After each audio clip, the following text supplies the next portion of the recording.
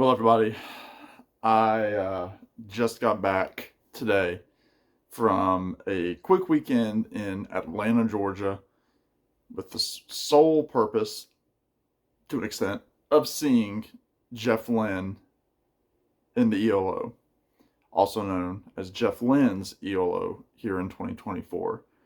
Um, as many of you know, I am a huge fan of Tom Petty, of the Beatles, um, and a big part of that is because of my association with the Traveling Wilburys.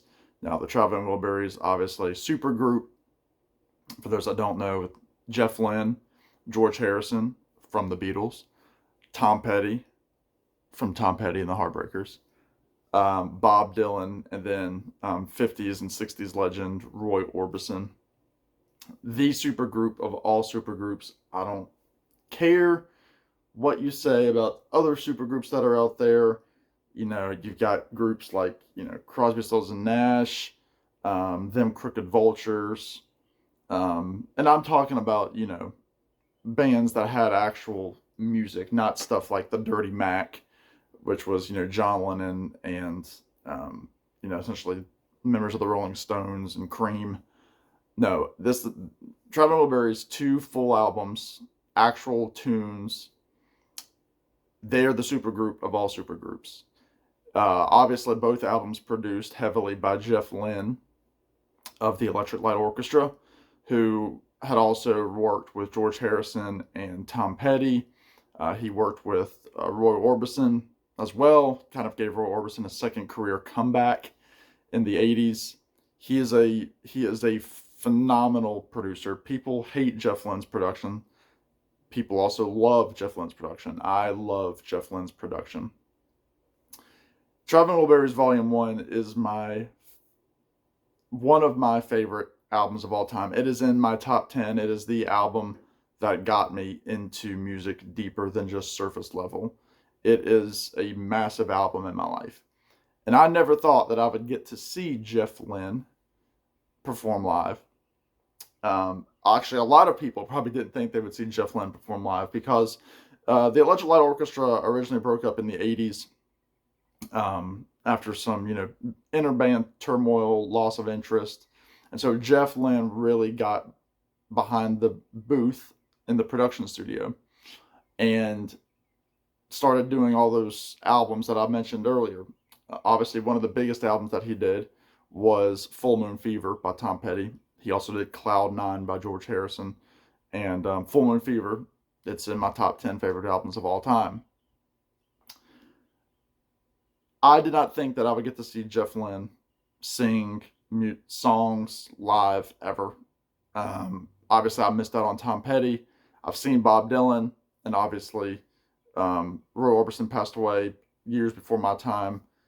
George Harrison died when I was 7 in 2001. So Jeff Lynne's the only other Wilbury that I could see, and thankfully, that's now in the category of bucket list items checked off. I bought these tickets probably back in, I can tell you, it was back in March. It was late March. And my buddy Tommy, who has a YouTube channel, he's currently on indefinite hiatus, but Tommy from Tommy's Musical Adventures and his friend Ross, who's now become a good friend of mine, are both diehard Jeff Lynne ELO fans. They wanted to go. They asked if I wanted to go. Jeff had announced his new Over and Out tour. It's a farewell tour to Jeff Lynne and to the music of ELO. Really, when ELO regrouped in 2014-ish or so, it's really just been Jeff Lynne and then a bunch of, studio, kind of players, touring musicians playing with him. But Jeff was able to put out 2 albums. From Out of Nowhere was the most recent, and then before that was Alone in the Universe, which are both fantastic albums. It's essentially all Jeff Lynne. He's playing on everything. He does have a couple of guest spots from original ELO keyboardist Richard Tandy, who unfortunately we lost, I think, earlier this year. But Jeff Lynne is essentially keeping it alive. He regained some rights to the band's name. That's a whole nother story. But now, it's been Jeff Lynne's ELO really for the last decade, give or take. So they play everything note perfect. But Tommy, Ross, and I, we bought tickets for Atlanta, and we made the trek. So I flew down to Atlanta this past Friday, well, 2 days ago, uh, at the time of filming this, and met Tommy and Ross. Stayed in a hotel right in downtown Atlanta, and we're just a couple miles from the venue. State Farm was the venue. Probably about 25,000 people there. Just about sold out if it wasn't. And we were sitting directly, and you'll be able to see from the thumbnail kind of our view. We were in the back facing the massive stage production of the classic ELO spaceship, which was not a screen, but an actual built thing that was there, lit up like a spaceship, with the colors and Jeff Lynne's ELO, the ELO, lettering that was there, and it looks so cool. It looks so cool. We before the show we did go to some record stores. That might be a separate video, but so music was running through. I bought some ELO records to kind of wet my palate a little bit, but we get into we get into the venue, and Jeff Lynne is is there. We can feel it. Jeff Lynne is there. So we're hanging out. We're having like overpriced stadium food, but we don't care. We're seeing Jeff Lynne.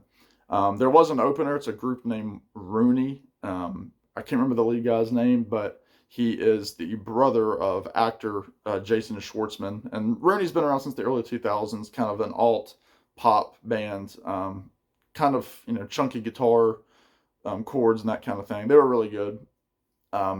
Played for maybe 45 minutes, and then Jeff Lynne comes out a little bit after 9 o'clock. Lights go down, the spaceship comes up, and they just start ripping into it.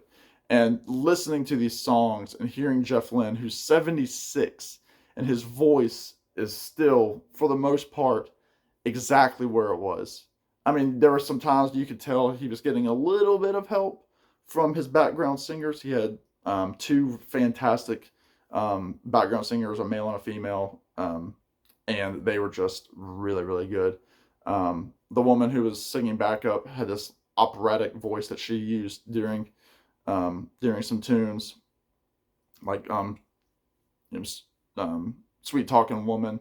She was used, and I mean, I couldn't keep up with the hits that were being played. I mean, Evil Woman, Don't Bring Me Down, Sweet Talking Woman, All Over the World, Showdown,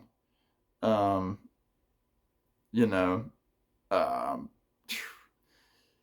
don't, like I said, Don't Bring Me Down, all over the, like, it was just one after the other after the other. Living Thing was another one. Can't Get It Out of My Head. It was all the stuff that you wanted to hear, and hearing my favorite ELO song, which is Telephone Line, and just hearing that silky voice that's Jeff Lynne. And then again, like the whole show, there's lasers going off, and the sound is just so good. You can hear everything that's being sang from the front. The musicianship was just unmatched. I mean, they were just a tight band. They had two cellos, a violinist, the two singers, drums, bass, a couple different keyboards, lead guitar. Jeff was playing, some guitar, and it all just merged together so well.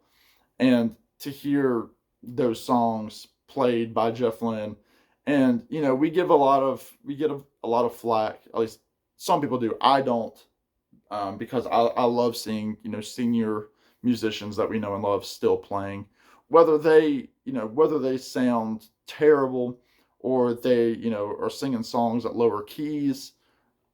I don't care. I want these people to play forever, as long as they're healthy. And Jeff Lynne going out with his voice the way that it is, which is just almost flawless. it's a great over and out. I mean, it really does match it matches the tour name. And then obviously, closing with Mr. Blue Sky with that piano, that doom doom doom doom doom doom doom doom doom. It just, it just sounds so good. Um, you know, raining all over the world tonight. Like I just, I'm still on this like high of the show, and hearing the song "Do Ya" live was such a highlight. But like I said, "Sweet Talking Woman," "Do Ya," "Telephone Line," those were all big moments for me. Um, the overture from the first ELO album, 1053. Is it 1053-8? Is that the overture? I've got it right here. Uh, Sorry, folks. Yeah, I'm smarter than I let myself believe I am. Anyway, uh, that was good. And he was going through essentially his whole catalog. He was trying to pick songs from just about every album. He left off a couple things from the '80s, and he didn't really touch the last two albums at all. He didn't focus on those. I know he did on the last few tours that he did as Jeff Lynne's ELO, but they have about 2 weeks or so left to play. I would love to see another Jeff Lynne's ELO record after the tour, maybe. But even if it's not, I mean, he to me a near flawless career. Whether it's ELO stuff or the production, I think Jeff Lynne is just one of the most brilliant people out there. And to see it with my buddies Tommy and Ross, who are big ELO fans, was just icing on the cake to see it with people that appreciated it. I was sitting next to some ladies, in their late 50s, early 60s. Obviously they're like, you don't look young enough to, I mean, you don't look old enough to, know ELO. And I'm like, well, I've seen Bob Dylan 6 times. So, I've, I just, people ask me that all the time, are you even, old enough to know this stuff? I'm like, yeah, I'm old enough to know this music because it's such good music. And I like to latch on to good music. Um, there's good stuff that's out there now, in my opinion, not really in the mainstream. So, the fact that I can kind of say like, like what's in the mainstream right now is not for me. But hearing the stuff that back in the day was mainstream. I mean, ELO had, hits, like, tons of hits. And, that's like, you can latch on to that music, and you can just feel it, and you can know that it's, truly, truly, truly great music. And that's what I love about Jeff Lynne, is that it's truly great music. I didn't get any official merch because the line was just ridiculously long, and it was an okay selection. I would have gotten a sweatshirt, I think, had I actually, you know, gotten something. But I mean, it was like a zip up hoodie, and that is not really my thing at all. So I'll look on the website later on. Maybe some stuff will go on sale. But there was some people outside that had shirts, and I think it's pretty cool. It says, Jeff Lynne's ELO 2024, and has everything on the back here. Let me see. Yeah. So there's that. But anyway, sorry, phone call coming through. Anyway, that's the shirt that we got, and yeah, very very happy to have this. Um, yeah. So anyway, we will talk to you all later. Hope you all have a great night. Let me know if you've seen ELO in this format, and yeah, I think that they're absolutely fantastic. But anyway, y'all be good. Take care. I'll talk to you in the next one. Bye now.